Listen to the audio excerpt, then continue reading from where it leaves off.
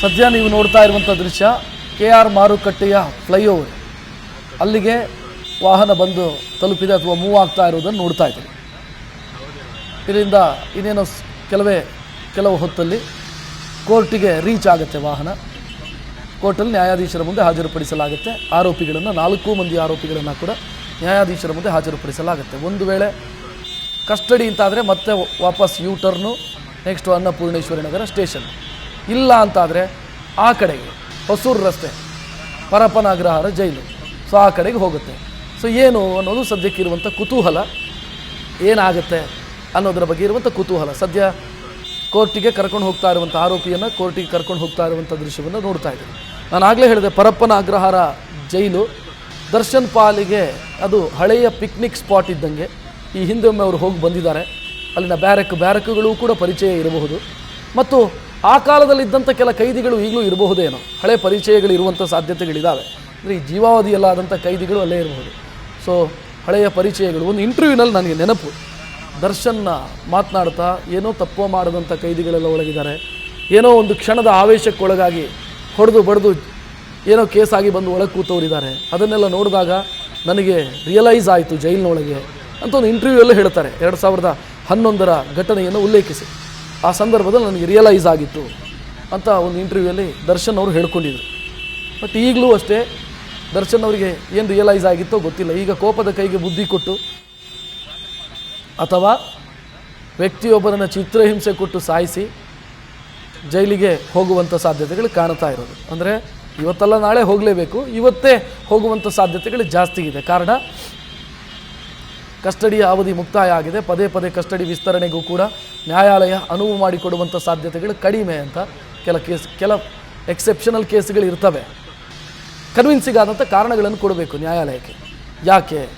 ಯಾಕೆ ಕಸ್ಟಡಿ ವಿಸ್ತರಣೆ ಅನ್ನೋದು ಕನ್ವಿನ್ಸಿಂಗ್ ಕಾರಣಗಳನ್ನು ಕೊಡಬೇಕಾಗತ್ತೆ. ಅದು ಪೊಲೀಸರು SPP ಮುಖಾಂತರ ಆ ಕನ್ವಿನ್ಸಿಂಗ್ ಕಾರಣಗಳನ್ನು ಕೊಡಬೇಕಾಗತ್ತೆ. ಬಟ್ ಇಲ್ಲಿ ಆಲ್ಮೋಸ್ಟ್ ಎಲ್ಲವೂ ಈ ಮೆಟೀರಿಯಲ್ಸ್ ರಿಕವರಿ ಆಗಿದೆ. ಕೃತ್ಯ ನಡೆದಂಥ ಜಾಗ, ಕಿಡ್ನ್ಯಾಪ್ ಆದಂಥ ಜಾಗ, ದುಡ್ಡಿನ ಮಾತುಕತೆಗಳಾದಂಥ ಜಾಗ ಮತ್ತು ಕೃತ್ಯಕ್ಕೆ ಬಳಸಲಾಗಿದ್ದಂಥ ದುಡ್ಡು, ಕೃತ್ಯದ ವೇಳೆ ಆರೋಪಿಗಳು ಧರಿಸಿದ್ದಂಥ ಬಟ್ಟೆಗಳು ಮತ್ತು ಕ್ರೈಮ್ ಸೀನಲ್ಲಿ ಸಿಕ್ಕಂಥ ಕುರುಹುಗಳು, ಫಿಸಿಕಲ್ ಎವಿಡೆನ್ಸ್ಗಳು, ಇದೆಲ್ಲವೂ ಕೂಡ ಪೊಲೀಸರು ಆ ಪ್ರಕ್ರಿಯೆನೆಲ್ಲವನ್ನು ಕೂಡ ಮುಗಿಸಿದ್ದಾರೆ. ಮೊದಲನೇದಾಗಿ ಕ್ರೈಮ್ ಸೀನನ್ನು ಸೆಕ್ಯೂರ್ ಮಾಡಿ, ಅಂದರೆ ಪಟ್ಟಣಗೆರೆಯ ಶೆಡ್ಡನ್ನು ಸೆಕ್ಯೂರ್ ಮಾಡಿ ಅಲ್ಲಿ ಸಿಗಬಹುದಾದಂಥ ಸಾಕ್ಷ್ಯಗಳೇನಿದ್ದಾವೆ, ಅದು ಫಿಸಿಕಲ್ ಎವಿಡೆನ್ಸ್ಗಳೇನಿದ್ದಾವೆ ಅದನ್ನು ಕೂಡ ವಶಪಡಿಸಿಕೊಂಡಿದ್ದಾರೆ. ಇನ್ಕ್ಲೂಡಿಂಗು CCTV ಫುಟೇಜಿಂದ ಹಿಡಿದು ಆ ಜಾಗದಲ್ಲಿ ಸಿಕ್ಕಿರುವಂಥ ಫಿಂಗರ್ ಪ್ರಿಂಟ್ಸು, ಫೂಟ್ ಪ್ರಿಂಟ್ಸು, ಕೂದಲು, ರಕ್ತ, ಅಂದರೆ FSL ತಂಡ ಅಲ್ಲಿಗೆ ಹೋಗಿ ಮಾಹಿತಿಯನ್ನು ಕಲೆ ಹಾಕಿದೆ. ಇದಾದ ನಂತರ ಪೊಲೀಸರು ಕೃತ್ಯ ಇನ್ನೊಂದು 364 ಹಾಕ್ಕೊಂಡಿದ್ರಲ್ಲ ಕಿಡ್ನ್ಯಾಪ್ ಕೇಸು, ಅದು ಚಿತ್ರದುರ್ಗದಲ್ಲಾಗಿರೋದು, ಚಿತ್ರದುರ್ಗದಿಂದ ಕಿಡ್ನ್ಯಾಪ್ ಮಾಡ್ಕೊಂಡು ಬಂದಿರೋದು, ಅಲ್ಲೂ ಕೂಡ ಸ್ಥಳ ಮಹಾಜರು ಪ್ರಕ್ರಿಯೆಯನ್ನು ಮಾಡಿದ್ದಾರೆ. ಮತ್ತು ಕೊಲೆಯಾದ ನಂತರ ದುಡ್ಡಿನ ವ್ಯವಹಾರ ಆಗಿರೋದು, ಅದು ಆ ಸ್ಟೋನಿ ಬ್ರೂಕಲ್ಲಿ ಆರಂಭ ಮತ್ತು ಅಂತ್ಯ, ಸ್ಟೋನಿ ಬ್ರೂಕ್ ಪಬ್ಬಲ್ಲಾಗಿತ್ತು ದುಡ್ಡಿನ ವ್ಯವಹಾರ. ಸೊ ಅಲ್ಲೂ ಸ್ಥಳ ಮಹಾಜರಾಗಿದೆ. ಮತ್ತೆಲ್ಲೋ ರ್ಯಾಡಿಸನ್ ಬ್ಲೂ ಹೋಟೆಲು ಮೈಸೂರಲ್ಲಿ, ಅಲ್ಲೂ ಕೂಡ ಒಂದು ಮಾತುಕತೆ ಆಗಿತ್ತು ದರ್ಶನ್ ಮತ್ತು ಉಳಿದಂಥ ಆರೋಪಿಗಳಿಗೆ. ಸೊ ಅಲ್ಲೂ ಕೂಡ ಸ್ಥಳ ಮಹಾಜರು ಮಾಡಿದ್ದಾರೆ.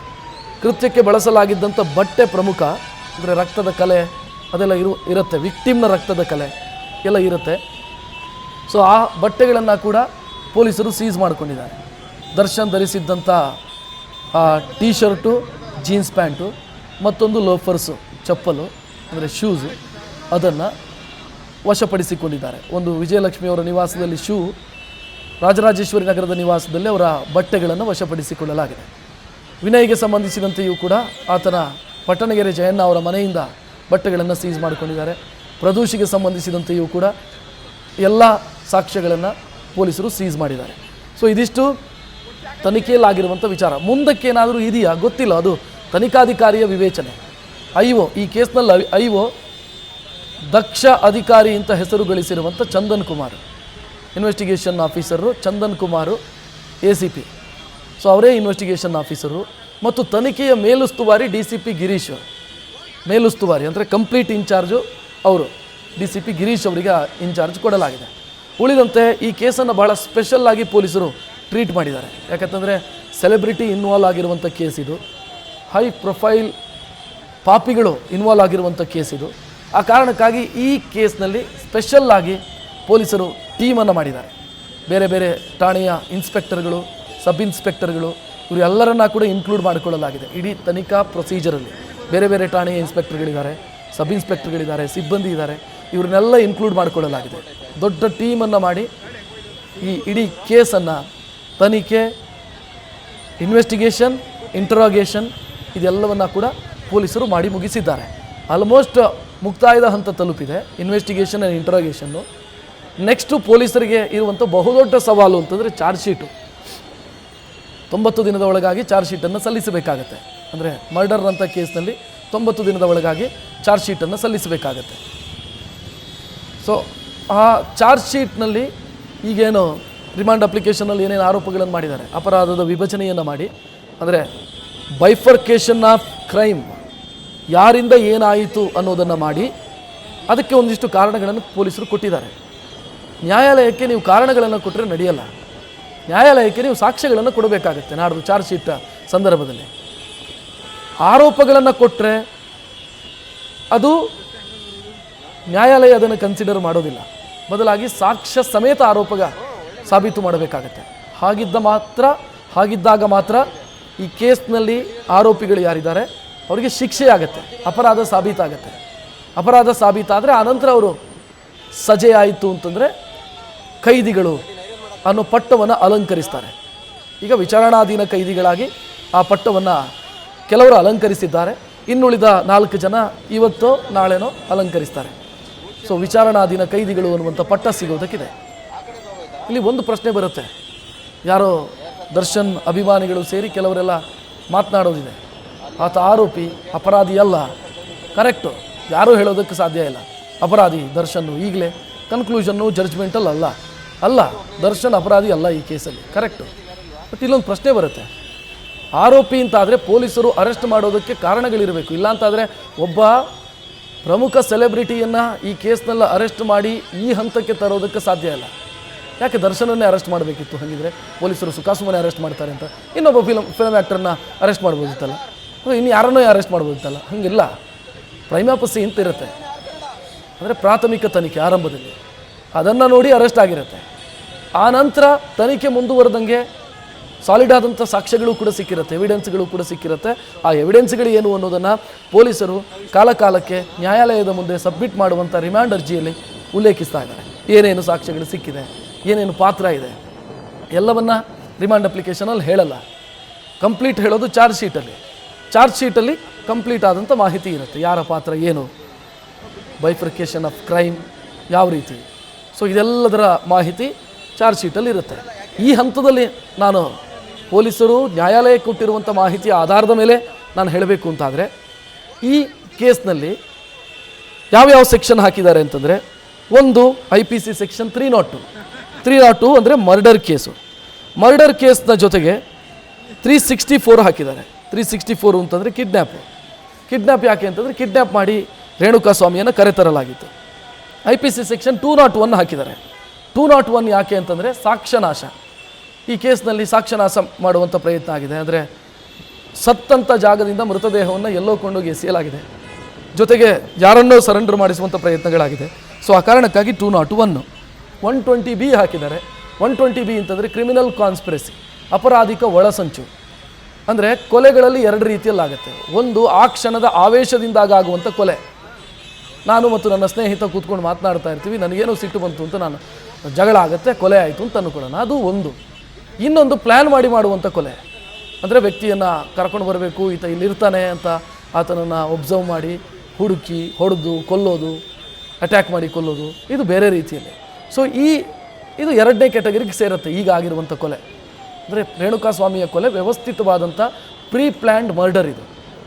ಅದಕ್ಕೆ ಕಾರಣಗಳಿದ್ದಾವೆ.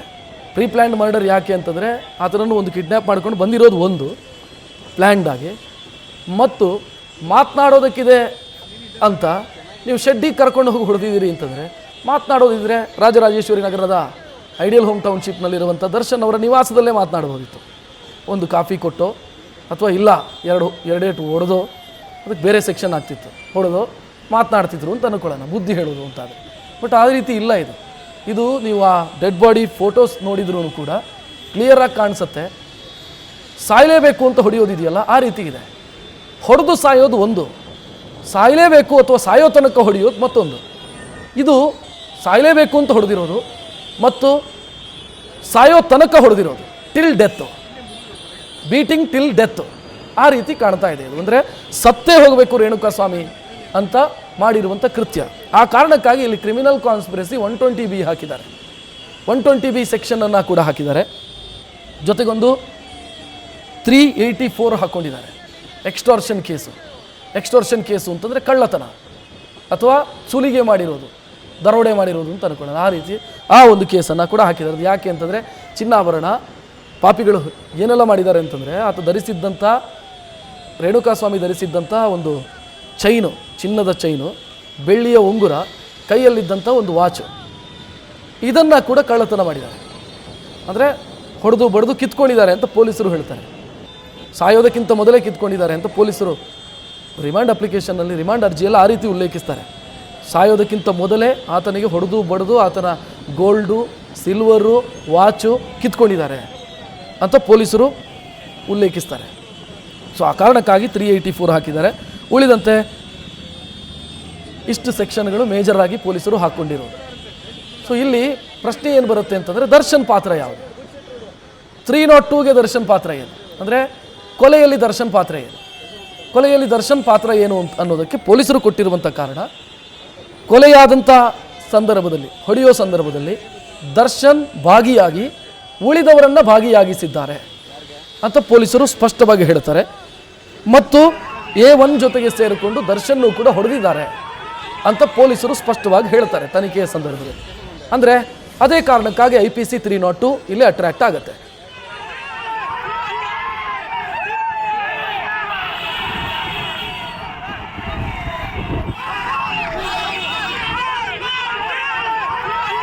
ಈ ದೃಶ್ಯ ಏನು ನೋಡ್ತಾ ಇದ್ದೀರಿ, ಇದು ದರ್ಶನ್ ಅಭಿಮಾನಿಗಳಂತೆ. ಅವರು ಅನ್ನಪೂರ್ಣೇಶ್ವರಿ ನಗರ ಪೊಲೀಸ್ ಠಾಣೆಯ ಮುಂಭಾಗದಲ್ಲಿ ಬಂದು ನಿಂತಿದ್ರು. ಪೊಲೀಸರು ಬಾಸುಂಡೆ ಬರೋ ಥರ ಹೊಡೆದು ಓಡಿಸಿದ್ದಾರೆ. ನೋಡ್ತಾ ಇದ್ದೀರಿ, ಪೊಲೀಸರ ಕೈಯಲ್ಲಿದ್ದಂಥ ಲಾಠಿ ಇವತ್ತು ಕೆಲಸ ಮಾಡಿದೆ. ಇಷ್ಟು ದಿನದಲ್ಲಿ ಮೊನ್ನೆಯಿಂದ ಬರೋದು, ಬೊಬ್ಬೆ ಹೊಡೆಯೋದು, ಬಿಡುಗಡೆ ಮಾಡಿ ಅಂತ ಘೋಷಣೆ ಕೂಗೋದು, ಇಂಥದ್ದೆಲ್ಲ ಮಾಡ್ತಾಯಿದ್ರು. ಇವತ್ತು ಪೊಲೀಸರ ಸಹನೆಯೂ ಕೂಡ ಮೀರಿ ಹೋಗಿತ್ತು ಅಂತ ಅನಿಸುತ್ತೆ. ಲಾಠಿಯಲ್ಲಿ ಬಾಸುಂಡೆ ಬರೋ ಥರ ಹೊಡೆದಿದ್ದಾರೆ. ನೋಡ್ತಾ ಇದ್ರಿ, ಪೊಲೀಸರು ಲಾಠಿ ಚಾರ್ಜ್ ಮಾಡ್ತಾ ಇರುವಂಥ ದೃಶ್ಯವನ್ನು ಗಮನಿಸ್ತಾ ಇದ್ರಿ. ಇದನ್ನು ಡೇ 1 ಮಾಡಿದ್ದಿದ್ರೆ ಈ ಘೋಷಣೆ ಕೂಗೋರ ಸಂಖ್ಯೆ ಸ್ವಲ್ಪ ಕಡಿಮೆ ಆಗ್ತಿತ್ತು ಅಂತ ಅನಿಸುತ್ತೆ. ಇಲ್ಲ ಅಂತಾದರೆ ಮರ್ಡರ್ ಅಕ್ಯೂಸ್ಡ್ ಒಬ್ಬ, ಆತನ ಪರವಾಗಿ ಸ್ಟೇಷನ್ ಮುಂದೆ ನಿಂತ್ಕೊಂಡು ಘೋಷಣೆ ಕೂಗೋದೇನಿದೆ? ಇನ್ನು ರಾಷ್ಟ್ರ ಪ್ರಶಸ್ತಿ ಪಡ್ಕೊಂಡು ಅನ್ನಪೂರ್ಣೇಶ್ವರಿ ನಗರ ಪೊಲೀಸ್ ಠಾಣೆಗೆ ಬಂದಿರೋದ? ಈ ದೇಶಕ್ಕೆ ಏನಾದರೂ ನೋಬೆಲ್ ಅವಾರ್ಡನ್ನು ಕೊಡಿಸಿದ ಕಾರಣಕ್ಕಾಗಿ ಅನ್ನಪೂರ್ಣೇಶ್ವರಿ ನಗರ ಸ್ಟೇಷನ್ನಲ್ಲಿ ಕೂರಿಸಿರೋದು ಆತನನ್ನು? ಅಥವಾ ಯಾವುದಾದ್ರೂ ಪ್ರಶಸ್ತಿ ಪುರಸ್ಕೃತರಾಗಿ ಬಂದು ಕೂತಿರೋದು ಅಲ್ಲ ತಾನೆ? ಮರ್ಡರ್ ಅಕ್ಯೂಸ್ಡ್ ಬಂದು ವಿಚಾರಣೆಯನ್ನು ಎದುರಿಸ್ತಾ ಇರೋದು. ಇವರೆಲ್ಲ ಬಂದಲ್ಲಿ ಘೋಷಣೆ ಕೂಗೋದು, ಡಿ ಬಾಸ್ಗೆ ಜಯವಾಗಲಿ, ಡಿ ಬಾಸ್ಗೆ ಜಯವಾಗಲಿ. ಏನಕ್ಕೆ ಜಯ ಆಗಲಿ? ಏನು ಜಯವಾಗಲಿ ಅಂತಂದ್ರೆ ಏನರ್ಥ? ಅಂದರೆ ಕೊಲೆ ಕೇಸಲ್ಲಿ ಅಕ್ಯೂಸ್ಡ್ ಆಗಿ ಅರೆಸ್ಟ್ ಆಗಿರುವಂಥ ವ್ಯಕ್ತಿಗೆ ಜಯವಾಗಲಿ ಅಂತಂದ್ರೆ ಏನು? ಇಲ್ಲಿ ತನಕ ಅರ್ಥ ಆಗದಂಥ ವಿಚಾರ ಇದೆ. ಅಮಾಯಕ ಅಂತ ಇವ್ರದೆಲ್ಲ ಒಂದೊಂದು ಥಿಯರಿ. ಆತ ಅಮಾಯಕ, ಆತನ ಏಳಿಗೆಯನ್ನು ಸಹಿಸಲಾಗದೆ ಈ ರೀತಿ ಮಾಡಿದರು. ಹೇಗೆ ಮಾಡೋದಕ್ಕೆ ಸಾಧ್ಯ? ಏಳಿಗೆಯನ್ನು ಸಹಿಸೋದಕ್ಕಾಗದೆ ಕೊಲೆ ಕೇಸಲ್ಲಿ ಫಿಟ್ ಮಾಡೋಕ್ಕಾಗತ್ತೆ ಒಬ್ಬ ಸೆಲೆಬ್ರಿಟಿಯನ್ನು? ಪಾತ್ರ ಇದೆ ಅನ್ನೋ ಕಾರಣಕ್ಕಾಗಿ ತಾನೇ ಅರೆಸ್ಟ್ ಮಾಡೋದು. ಸುಮ್ಮನೆ ಯಾರೋ ಒಬ್ಬ ವ್ಯಕ್ತಿಯನ್ನು ಕರ್ಕೊಂಡೋಗಿ ಕೊಲೆ ಕೇಸಲ್ಲಿ ಅರೆಸ್ಟ್ ಮಾಡಿ ಜೈಲಿಗೆ ಹಾಕೋಗೋದಾಗತ್ತಾ? ಅಥವಾ ಅರೆಸ್ಟ್ ಮಾಡೋದಕ್ಕೆ ಸಾಧ್ಯನಾ? ಸೊ ತಲೆಯಲ್ಲಿ ಒಂದು ಸ್ವಲ್ಪ ಮೆದುಳು ಅನ್ನುವಂಥ ವಸ್ತು ಇರುತ್ತೆ ತಲೆಯ ಒಳಗೆ. ಅದನ್ನು ಸರಿಯಾದ ರೀತಿಯಲ್ಲಿ ಬಳಸಿದರೆ ಕರೆಕ್ಟು, ಇಲ್ಲ ಅಂತಂದರೆ ಈ ರೀತಿ ಆಗುತ್ತೆ. ಮೆದುಳನ್ನು ಬಳಸೋ ರೀತಿಯಲ್ಲಿ ಬಳಸದಿದ್ರೆ ಹಿಂಗಾಗುತ್ತೆ. ಮೆದುಳನ್ನು ಮನೆಯ ಫ್ರಿಜ್ಜಲ್ಲಿಟ್ಟು ಹೊರಗಡೆ ಬಂದರೆ ಈ ರೀತಿಯೆಲ್ಲ ಆಗುತ್ತೆ. ಕೊನೆಗೆ ಪೊಲೀಸರ ಬಾಸುಂಡೆಯನ್ನು ತಿಂದ್ಕೊಂಡು ಹೋಗಬೇಕಾಗತ್ತೆ. ನೋಡ್ತಾ ಇದ್ರಿ, ಪೊಲೀಸರು ಬಡಿತಾ ಇರೋದನ್ನು. ಸ್ಟೇಷನ್ ಮುಂದೆ ನಿಂತು ಅಲ್ಲಿ ನೋಯ್ಸೆನ್ಸ್ ಕ್ರಿಯೇಟ್ ಮಾಡಿದವರಿಗೆ ಪೊಲೀಸರು ಲಾಠಿಯ ಬಿಸಿ ತೋರಿಸಿದ್ದಾರೆ. ಅಂದರೆ ಅವ್ರು ಬರುವಾಗ ಏನಾದರೂ ನೋಡಿ, ಒಂದು ದೇವರನ್ನು ನೋಡೋದಕ್ಕೆ ಸಿಗೋದು ನೋಡಿ, ಅಂಥದ್ದೇನಾದರೂ ಯೋಚನೆನ ಇವ್ರದ್ದು ಗೊತ್ತಿಲ್ಲ. ಸೊ ಲಾಠಿ ಚಾರ್ಜ್ ಮಾಡಿದ್ದಾರೆ ಪೊಲೀಸರು, ದೃಶ್ಯದಲ್ಲಿ ಗಮನಿಸ್ತಾ ಇದೆ.